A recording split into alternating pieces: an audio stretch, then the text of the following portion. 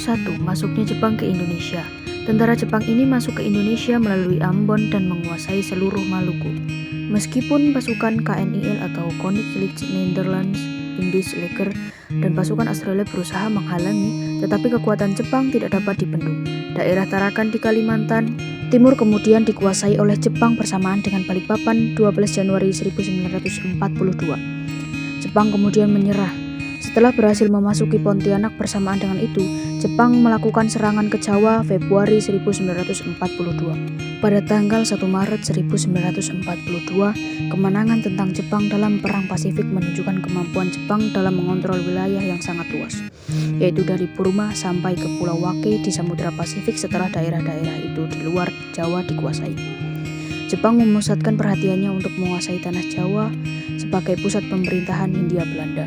Untuk menghadapi gerak invasi tentara Jepang, blok sekutu yang terdiri atas Belanda, Amerika Serikat, Australia, dan Inggris membentuk komando gabungan tentara serikat yang disebut ABDACOM, American, British, Dutch, Australian Commando, yang bermarkas di Lembang.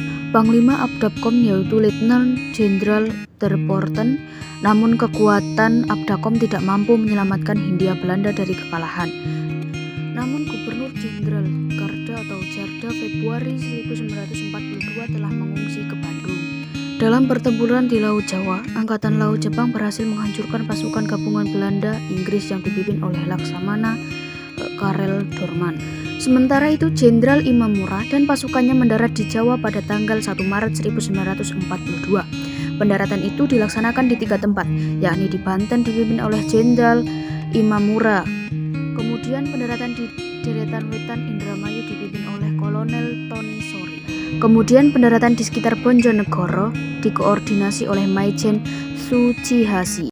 Tempat tersebut memang tidak diduga oleh Belanda jika ternyata digunakan pendaratan tentara Jepang. Sementara itu Jepang tidak menyerang Jakarta karena pada saat itu Jakarta disiapkan oleh Belanda sebagai kota terbuka. Tapi pasukan Jepang sebenarnya sekutu dan mempersiapkan diri, yaitu berupa tentara gabungan ABDACOM ditambah 1 kompi dari Akademi Militer Kerajaan dan Pendidikan Perwira Cadangan di Jawa Barat. Di Jawa Tengah telah disiapkan 4 batalion infanteri. Sedangkan di Jawa Timur terdiri 3 batalion pasukan bantuan Indonesia dan 1 batalion marinir serta ditambahkan dengan satuan-satuan dari Inggris dan Amerika. Meskipun demikian, tentara Jepang mendarat di Jawa dengan jumlah yang sangat besar, berhasil merebut setiap daerah hampir tanpa perlawanan. Tanggal 5 Maret 1942 Batavia jatuh ke tangan Jepang.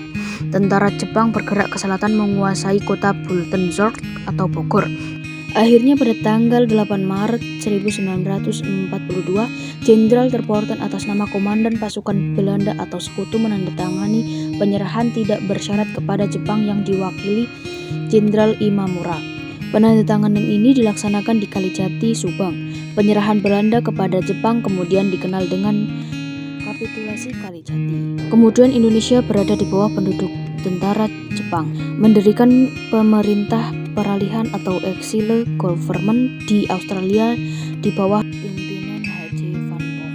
2. Sambutan rakyat Indonesia. Kedatangan Jepang di Indonesia pada awalnya disambut dengan senang hati oleh rakyat Indonesia.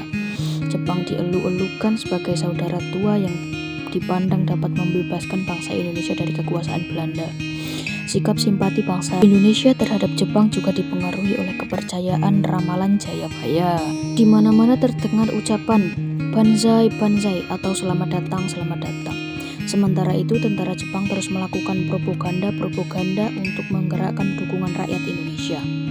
Setiap kali radio Tokyo memperdengarkan lagu Indonesia Raya di samping lagu Kimi, bendera merah putih juga boleh dikibarkan berdampingan dengan bendera Jepang Hinomaru.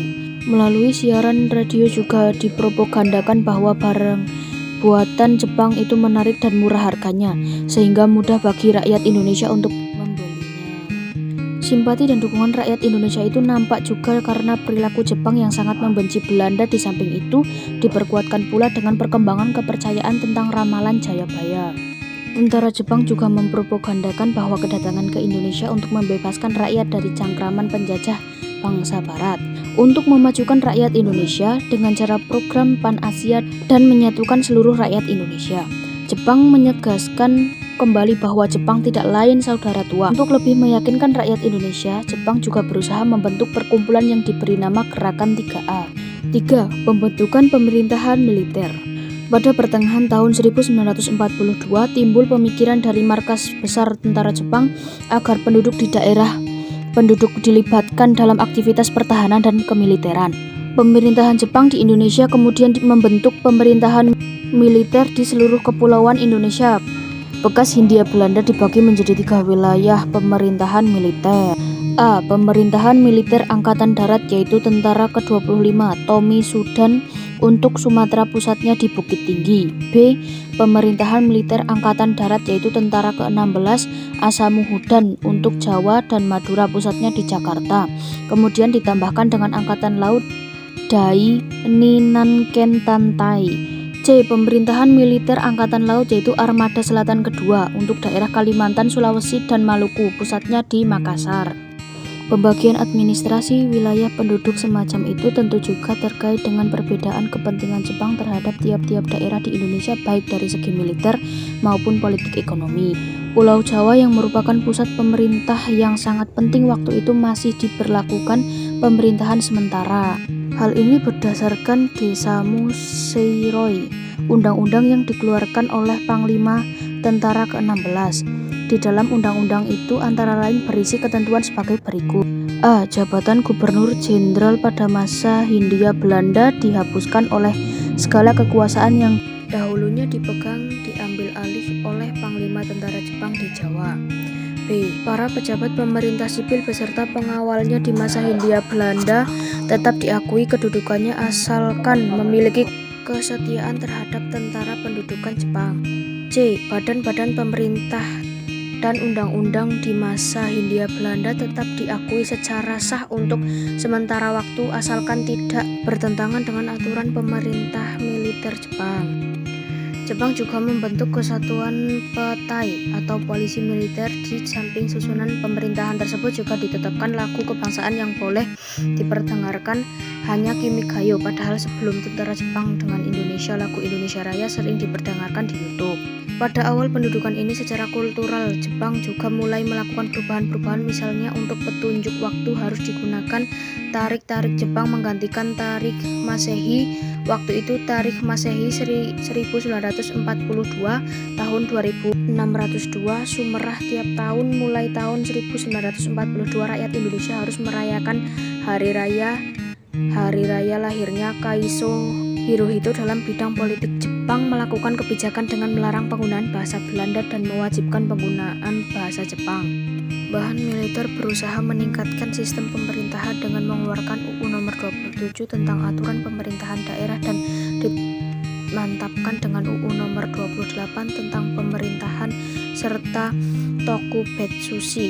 Dengan undang-undang tersebut pemerintahan akan dilengkapi dengan pemerintahan sipil. Menurut UU Nomor 28 ini, pemerintahan daerah yang tinggi adalah dengan seluruh Pulau Jawa dan Madura kecuali Yogyakarta dan Surakarta dibagi menjadi daerah-daerah keresidenan, kota praja, kabupaten, kun, anta, dewan, kecamatan, dan desa kelurahan seluruh Pulau Jawa dan Madura sebagai menjadi 17 SHU. Pemerintahan itu dipimpin oleh seorang Sucokan memiliki kekuasaan seperti gubernur pada zaman Hindia Belanda, meliputi kekuasaan legislatif dan eksekutif dalam menjalankan pemerintahan, dibantu oleh Chokan Kanbo, majelis permusyawaratan. Setiap Chokan Kanbo ini memiliki 3 BU atau bagian, yakni Neise Ibu bagian pemerintahan, umum bagian ekonomi, dan Subu bagian kepolisian. Pemerintahan kedudukan Jepang juga membentuk sebuah kota yang dianggap memiliki posisi sangat penting sehingga menjadi daerah semacam daerah swatantra otomotif. Daerah ini disebut dengan kota istimewa yang posisi dan kewenangannya seperti yang berada langsung di bawah pengawasan Gunseikan. Sebagai contoh adalah kota Batavia sebagai Batavia Tokubetsushi di bawah pimpinan